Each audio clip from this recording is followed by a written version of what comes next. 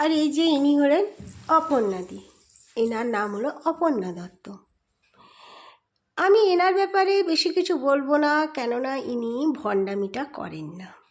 একটাই জিনিস আমি এনাকে বলতে চাই যে, ও দিদি ভাই, আপনি যে সোশ্যাল মিডিয়াতে এসে মাকে চানটা দেখান, প্লিজ এইটা দেখানো বন্ধ করুন, এটা আমার রিকোয়েস্ট। আপনার এতই অন্তরের মা, ওনাকে এখানে এনে চান করানোটা বন্ধ করুন। বজরংবলীর দেখান, ভোলে বাবার দেখান, গণেশজির দেখান, ঠিক আছে, তো মা তো মা, মা তো মেয়ে মানুষ, তাই না?